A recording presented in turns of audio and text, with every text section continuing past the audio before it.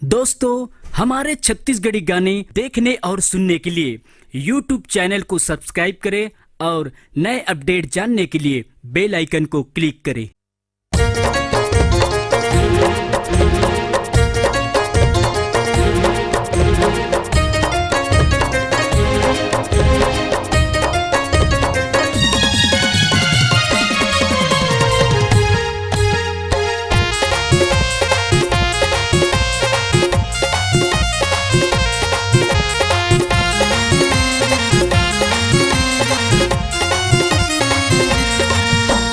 जय हो सिद्धि विनायक दुनिया के पालनहार। जय हो सिद्धि विनायक दुनिया के पालनहार। तुर जय जयकार बोलाऊंगा। गौरी लाल कहाँ गणराज कहाँ तोला को नौले मैं हाँ बुलाऊंगा। गणराज कहाँ गौरी लाल कहाँ तोला को नौले मैं हाँ बुलाऊंगा।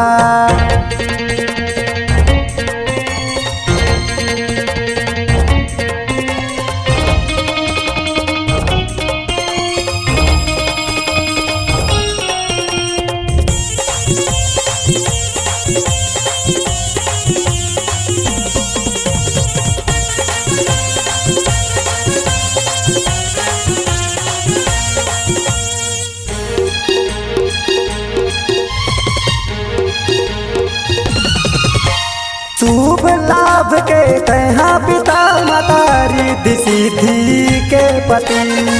महादेव तोर पिता गजानन माता है पार्वती।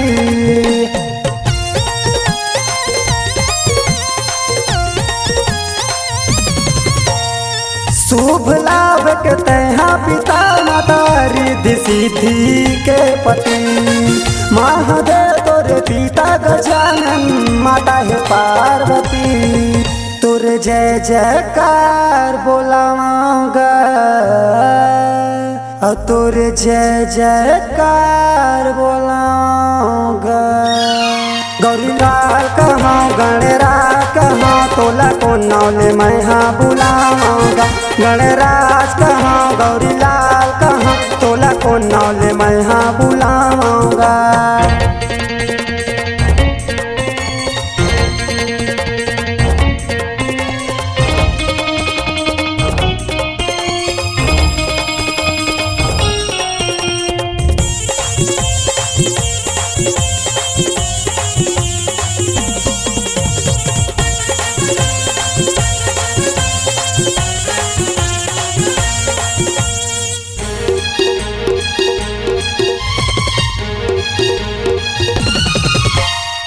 बारह महीना तोरे गीत लगा लेते हूँ बैठ के सत्संग माँ।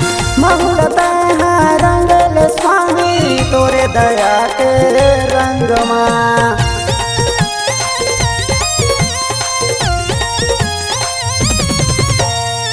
बारह महीना तोरे गीत लगा लेते हूँ बैठ के सत्संग माँ। महुलता रंगल स्वामी तोरे दया के रंग माँ। अतुला लड्डू के भोग लगाऊंगा। अतुला लड्डू के भोग लगाऊंगा। गौरी लाल कहाँ गणराज कहाँ तोला को नौले मैं हाँ बुलाऊंगा। गणराज कहाँ गौरी लाल कहाँ तोला को नौले मैं हाँ बुलाऊंगा। जय हो सिद्धि विनायक दुनिया के पालनहार। जय हो सिद्धि विनायक दुनिया के पालनहार। तुर जय जयकार बोलाऊंगा। गौरी लाल कहाँ गणराज कहाँ तोला को नौले मैं हाँ बुलाऊंगा। गणराज कहाँ गौरी लाल कहाँ तोला को नौले मैं हाँ बुलाऊंगा। गणराज कहाँ गौरी लाल कहाँ तोला को नौले मैं हाँ बुलाऊंगा। गणराज कहाँ गौरी लाल कहाँ तोला को नौले मैं हाँ बुलाऊंगा।